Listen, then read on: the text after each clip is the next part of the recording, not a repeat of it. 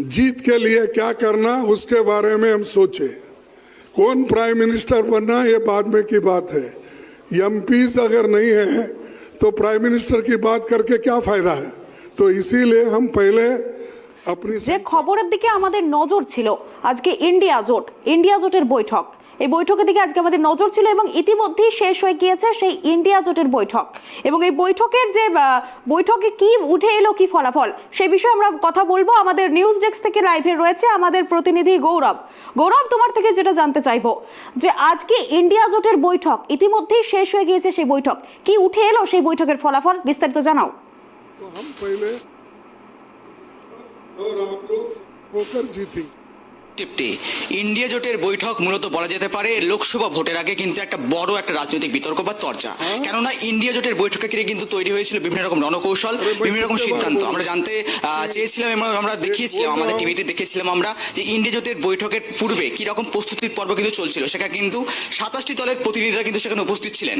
খার্গে থেকে শুরু করে সোনিয়া গান্ধী থেকে শুরু করে রাহুল গান্ধী, কেজরিওয়াল, এরকম বড় বড় হেভিওয়েট নেতৃত্বরা কিন্তু সেখানে কিন্তু উপস্থিত ছিলেন। পাশাপাশি উপস্থিত ছিলেন রাজ্যের থেকে মমতা ব্যানার্জি, পাশাপাশি অভিষেক বন্দ্যোপাধ্যায়। আজকে কিন্তু সিদ্ধান্ত নেওয়ার কথা হয়েছিল এবং সেই পদপ্রার্থীর নাম অর্থাৎ আজকে যে আসন সামঝেতা, সেই আসন সামঝেতা নিয়ে কিন্তু মূলত আজকের আসনে কিন্তু কথা বলা হলো। এবং এই বিষয়ে তোমাকে বলে রাখি, আজকে ইতিমধ্যে ইন্ডিয়া জোটের বৈঠক ইতিমধ্যে শেষ। সেখানে উপস্থিত ছিলেন বড় বড় সব হেভিওয়েট নেতৃত্বরা। আজকে কিন্তু ইন্ডিয়া জোটের বৈঠকের শেষে ইতিমধ্যেই কিন্তু প্রধানমন্ত্রী পদপ্রার্থী হিসাবে মল্লিকার্জুন খার্গের নাম কিন্তু প্রস্তাব করা হয়েছে। আবার তোমাকে জানিয়ে রাখছি, ইতিমধ্যে মল্লিকার্জুন খার্গের নাম ইতিমধ্যে কিন্তু প্রস্তাবিত করা হয়েছে। প্রস্তাব কে রেখেছেন বাংলার মুখ্যমন্ত্রী মমতা বন্দ্যোপাধ্যায়। এই মমতা বন্দ্যোপাধ্যায়ের কিন্তু প্রস্তাবে সায় দিয়েছেন দিল্লির মুখ্যমন্ত্রী অরবিন্দ কেজরিওয়াল। তৃপ্তি, তা আমাকে তাহলে বলা বাহুল্য একেবারে যে ইতিমধ্যেই প্রধানমন্ত্রী পদপ্রার্থী হিসাবে সামনে লোকসভা নির্বাচন, আর লোকসভা নির্বাচনের আগেই ইন্ডিয়া জোটের এই বৈঠক অত্যন্ত তাৎপর্যপূর্ণ, একেবারে অত্যন্ত তাৎপর্যপূর্ণ। কেননা ইন্ডিয়া জোটের বৈঠকের আগে এই বৈঠকের পর এই যে সিদ্ধান্ত, এই সিদ্ধান্তকে ঘিরে ইতিমধ্যেই কিন্তু শুরু হয়েছে রাজনৈতিক চর্চা, পাশাপাশি বিতর্ক। কেউ কেউ বা সায় দিতে শুরু করেছেন এই বিতর্কে, আবার কেউ কেউ বা সায় দিচ্ছেন না এই সিদ্ধান্তকে। ইতিমধ্যে এখন দেখার বিষয়, অপেক্ষার বিষয়, কতক্ষণে আমরা জানতে পারি যে আসল সিদ্ধান্ত অর্থাৎ আসল রণকৌশল কি করতে চলেছে ইন্ডিয়া জোটের বৈঠক।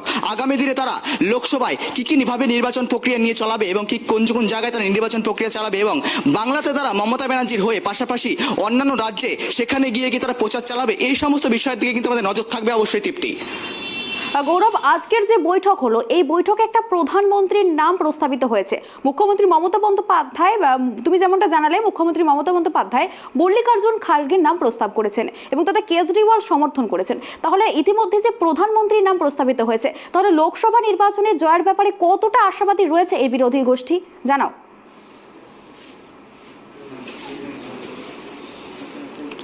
দেখো তৃপ্তি, প্রধানমন্ত্রীর নাম পদপ্রার্থী হিসাবে কিন্তু ইতিমধ্যে প্রস্তাবিত হয়েছে, কিন্তু এখন দেখার বিষয় কজন এটাতে সাপোর্ট করে, অর্থাৎ কজন এটাতে সহমত পোষণ করে এবং কজন নয়। এটা পরবর্তীতে জানতে পারবো যে ইনি কি আসল সিদ্ধান্ত কি খার্গেকে ঘিরে, অর্থাৎ মল্লিকা খার্গে কি প্রধানমন্ত্রী হিসাবে কিন্তু একদম ফাইনাল পদপ্রার্থী থাকবে, এটা কিন্তু অপেক্ষার বিষয় বা সময়ের বিষয়। কেননা ইতিমধ্যে শুধুমাত্র প্রস্তাব করা হয়েছে, অর্থাৎ প্রধানমন্ত্রী এবং কেজরিওয়াল দুজন কিন্তু প্রস্তাব করেছেন, অর্থাৎ প্রধানমন্ত্রী পদপ্রার্থীর নাম হিসাবে কেজরিওয়াল দিল্লির মুখ্যমন্ত্রী এবং মমতা বন্দ্যোপাধ্যায়, এই দুজন মিলে কিন্তু প্রস্তাব এনেছেন। কিন্তু এই প্রস্তাবে কজন সায় দেয় এটা এখন দেখার বিষয়। অর্থাৎ প্রধানমন্ত্রী পদপ্রার্থী হিসাবে লোকসভা নির্বাচনের আগে মল্লিকার্জুন খার্গের নাম ইতিমধ্যে কিন্তু অত্যন্ত তাৎপর্যপূর্ণ। কারণ আমরা দেখেছি বিভিন্নভাবে ইন্ডিয়া জোটের বৈঠককে নিয়ে যেভাবে রণকৌশল তারা তৈরি করেছে, যেভাবে তারা সিদ্ধান্ত নিয়েছে, বিভিন্ন বিষয় নিয়ে আলোচনা করেছে, এই রণকৌশলকে ঘিরে যেভাবে তারা এগিয়েছিল এই নির্বাচনের আগে, এখন দেখার বিষয় এই সায় কতজন, এই অর্থাৎ এই প্রস্তাবকে ঘিরে কতজন তারা এই সায় দিচ্ছে, এটা এখন দেখার বিষয়। তৃপ্তি, গৌরব, আজকের বৈঠকের যে মূল বিষয় ছিল হচ্ছে আসন রফা, তো এই আসন রফা নিয়ে বৈঠকে কি আলোচনা হলো, কিছু জানতে পারছো?